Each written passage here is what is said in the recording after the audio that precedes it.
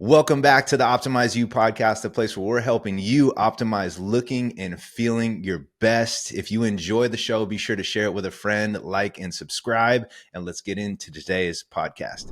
Periodization is really good, especially for somebody who's new to the whole deal and has always been trying to lose weight or lose fat 24/7, 365.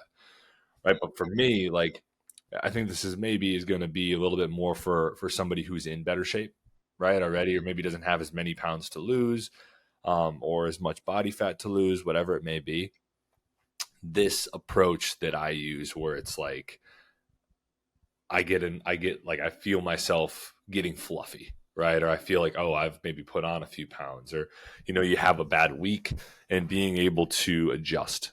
So for me, I'll just peel off a few calories here and there, like from meals, right? It's like maybe my scoop of peanut butter will not be as big. I'll do half the scoop of peanut butter in my smoothie or my Greek yogurt bowl, right? I'll do, a little bit less, or I'll do like a little bit less rice and cheese in my burrito.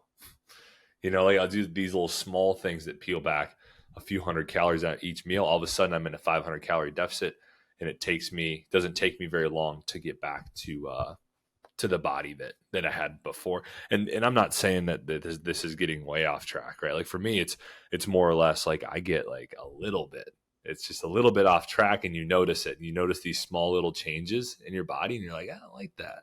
And so I'll just rein it in for a little bit, dial in the nutrition for a week or two, and then I see that I'm right back where I was. And so that's kind of what my year consists of, is these it's like I'm living my life at maintenance, and I'll maybe have a few weeks or a month where my nutrition is as good. Maybe I'm traveling a little bit more. Maybe I'm eating out a little bit more, whatever it may be. But then, I'll have these weeks where it's like, let's dial things in a little bit. Let's get back on track with the nutrition. And then maybe I go a few months where I'm dialed in. Just raise a little bit out. It's like these little just things that happen throughout the year where I'll just rein it back in. And I think that never happens if you don't have the habits built in the first place. Dude, you see, I mean, the perfect word that you use too is like a little bit. And I think that's huge, because so many times people are like, I'm either hardcore on my diet or I'm just completely off the rails. And I think the transition that you just explained right there was very gradual. It's very like subtle. You're like, I could dial things back in and be, trim some weight off, and I could get really super dialed within a matter of a couple weeks here, just by making some fine tune and some tweaks. And I think that's the biggest thing that people should grasp. Even when people ask me like, hey, when you're on a diet, like what foods are you eating? And I'm like, I thought about it, and I was like, I pretty much eat the same thing. It's just the portions that I eat. So it's not like this huge drastic change that I have to do if I want to tighten things up, if I want to start cutting a little bit more body fat, get lean out a little bit more. Dude, I'm literally eating the same. I almost have the same thing. I'm like, traditionally I can eat the same thing pretty much every single day. So I'm like some sort of lean meat for lunch and some sort of carbohydrate. Most of the time, potatoes is what I'm doing. And then the dinners will change up, and I eat the same breakfast every day too. And I'm not saying like do that for everybody, but for me it works, and it takes less brain power. And it's when I'm, let's say, quote unquote, off track, is when I'm eating more snacks in between that. I allow myself to have the pizza at night, or allow myself to have, some ice cream and things like that, where I'm very loosely tracking it, and I'm not trying to be within like certain targets of my intake. If I feel like I want to eat something, then I'll eat it. However, if I'm like, okay, I want to tighten things up a little bit, it's not that I totally change my eating habits and like eat totally different stuff. I still have my staple meals that remain the same. I just clean all the other shit up. Like I just eliminate some of the stuff, the snacking, the kind of intuitive eating that I was doing, and like the sweets that I just kind of wanted and things like that. So it's never really this huge drastic pivot or like transition. To your point, I was like, man, if I wanted to lean out a little bit, I could do that in a matter of a couple weeks easily, just by just eliminating some things and just tightening up just a little bit. I'm not completely revamping my diet. And so that's why I have my clients do too. And I think if you take that approach, you no longer have to do this like, oh, I'm eating completely like shit, or I'm completely dialed in and I can't eat anything that's outside of these parameters. You know what I mean? And it's like, okay, it's great, but you and I both know, like, dude, that's not going to last. No, no. And I think that the huge thing here is that it comes from the base the foundation, right? A lot of this comes from the fact that we've built a lot of muscle over time. We've built all these habits where, we do walk 8,000 steps a day or whatever it may be. We do work out 3 to 5 times a week. We do eat really quality nutrition because we're both saying the same thing where it's like a lot of times it's with nutrition that kind of strays away. Like maybe it goes from 80-20 on the 80% quality, 20% not as quality foods to more of like a 60-40, and over that time it's like, oh, I'm eating a lot more of the sweets. I'm eating a lot more of the food that is a lot higher calorie, right? And then you just you do that for a few weeks and you start to see some changes that maybe aren't as good. And sometimes I've seen as well, like maybe the exercise is there, but it's the intentionality with the exercise, right? It's not as intentional. Maybe I don't have like a structured program, kind of in the middle of things, and it's dialing things in there. It's going from that 60-40 in my nutrition to my 80-20 in nutrition. It's, slowly, like not like going drastic with the calorie deficit, but just like I said, peeling back a few hundred calories from each meal, which just all of a sudden creates a calorie deficit, but it's not that big of a deal because I am eating a lot of calories throughout the day. I have built the base of the having muscle work for me over the course of the last decade of just constantly trying to focus on building muscle. And so I would challenge anybody out there who is like, oh, well, how can I do that? Well, first off, let's just start by building the habits, right? Just like start by focusing on getting those steps in, focusing on getting a consistent workout routine going, right? An intentional workout routine, whether that's from home, whether that's in the gym, whatever works for you. It doesn't have to be anything crazy. Focus on getting your nutrition dialed, or protein, your protein in a good place. Because I know we've both talked before. I never, even in those times, like protein's never a problem. Like I'm always getting my protein in, even when my nutrition isn't as good. Protein's still like top of mind, even in those times. It's more or less the food quality that isn't as good, right? Which can make you not feel as That's a good, great right? Like point. maybe you don't have as much energy. That's a great Yeah. point. Yeah, I'm the same way. Like, protein's always going to be the priority, and that's like the staple. So if you guys are listening to this and you feel yourself like kind of loosely doing some things, if you want to have an anchor and you want to have one that's going to give you the biggest bang for your buck, like, make sure you're getting your protein in, even if aside from eating all the processed shit and stuff like that. Like, we're going to eat those things. We're going to enjoy that stuff. But if you want to make one thing your staple so that you make the subtlety and the transition into when you want to tighten things up uh, as seamless as possible, if you already have a certain amount of protein that you get in a day and you're already prioritizing it, the subtleness of the transition that you're making when you want to clean things up or you want to tighten things up is going to be so much easier than you just eating crap, completely carbohydrate and fat filled diet with very little protein. You're going to be working against yourself, not only from a physiological standpoint, but we know as we age that muscle mass is harder and harder. It's more difficult to keep and sustain and to build.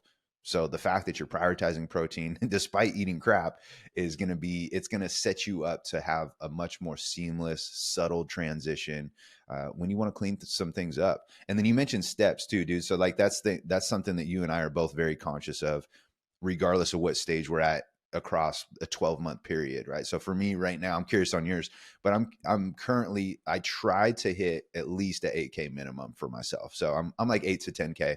And that's just what's comfortable for me to sustain in the ballpark of my current body weight, within a 5 to 10 pound fluctuation.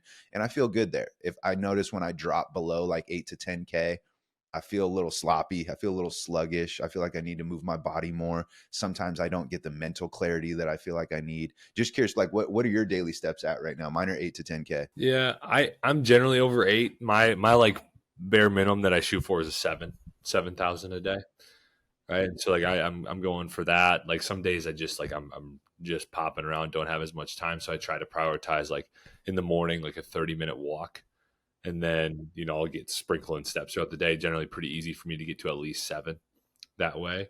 But yeah, I definitely feel a change. And the walks help me with so many different things on top of just, you know, helping you be able to eat more food, right? It's like it helps me mentally for sure. It gets some sun, right? There's a lot of great things for that. And I try to even sprinkle in a short one after meals if I can too, help with digestion, right? So that's some things. And I'm curious, like for you, um, when you do feel yourself drifting, like what's kind of the sign for you that thing that's like, oh, I need to dial things in? Like where do you generally see that? When I see myself in the mirror, bro, when I take my shirt off, I'm like, oh man, it's thick boy season. When I start getting thick, I think I'm naturally already kind of thick, but I kind of love the in between. I don't like being super lean, but I don't like being able to not see my abs either. So I have like this sweet spot that is comfortable for me, and I've built that over a long period of time.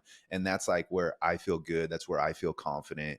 I start getting a little too fluffy. I'm like, okay, I got to, dude, you better rein it back in a little bit. But to your point, like when we're conscious with like things like our steps and our energy expenditure and making these little subtle tweaks to our nutrition, not drastic changes, you could tighten it up quick because you already have a really good solid foundation there. The habits are in place. So the transition is seamless.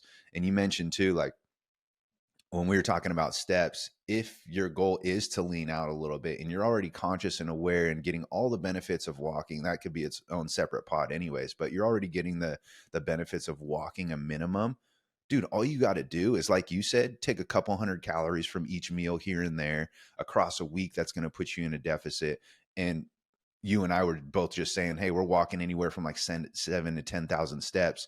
And if I'm more consistently like on the low end, like hitting that 7, 8 range, then I know if I want to lean out a little bit, I'm going to start shooting 9 to 10 and I'm going to be consistent with that.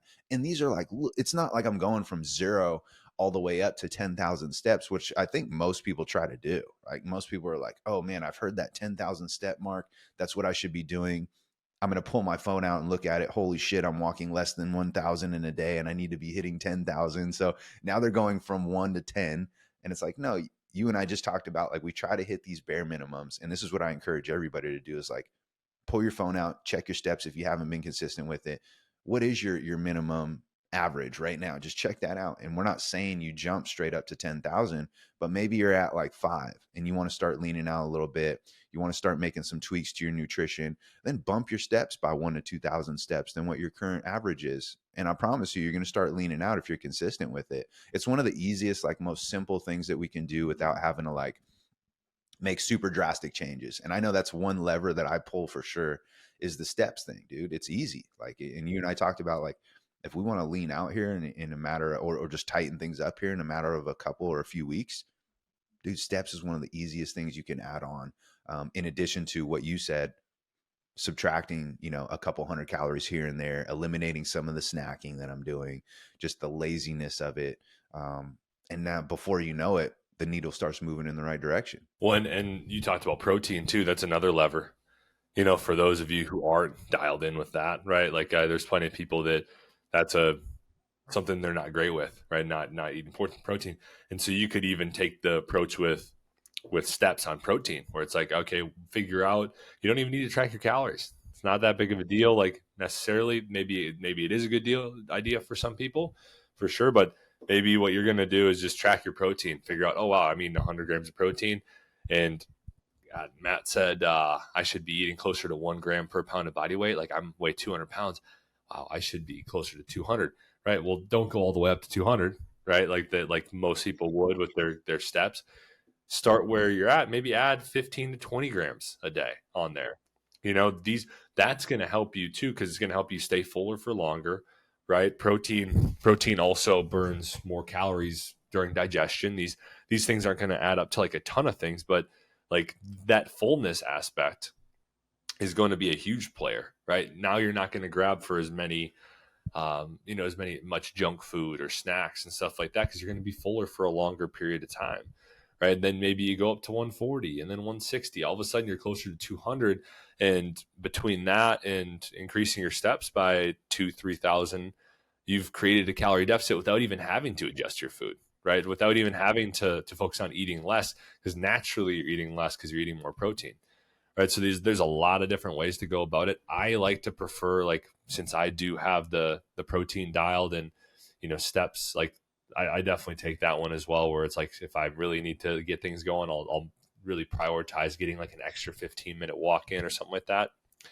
But my lever is just the small adjustments on food, because I'm eating so much food. It's very easy for me to peel off 200 calories a meal. It's just a small change. And totally. And like when we talk about pulling levers, like you and I are talking about what's the lever that I could pull that'll yield me the biggest output. Like it's literally the definition of leverage. What can we do that's going to be precision based that'll give me the biggest outcome? And we mentioned steps, but when we're talking about protein right now, and from the nutritional side of things, think about it. It's way easier to eat 200 to 300 calories less than it is to go walk or run or exercise and try to burn 300 calories. So your biggest lever is going to be the nutrition part. And we're not saying like completely neglect the physical side of things. You can obviously pull that lever too, but if you really want to dial things in, I think the biggest key to this is, like Alex said, prioritizing the protein because of the biggest bang of the buck that you get for doing it. It moves the needle the most. You're going to have the most leverage for the aspects that he just talked about right now. The satiating effect is huge. It's going to be if you're hitting a protein target, it's going to be very hard to overeat and snack and binge on sorts of things, because that hunger is just not going to be there. Like when you have an excessive amount of carbohydrates and fats in your diet, or high sugar too.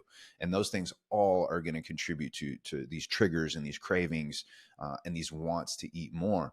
But if you're prioritizing protein and you're gradually focusing on increasing that, dude, I think it is one of the biggest levers that you can possibly pull to help lean things out, to help ditch some old habits that no longer serve you.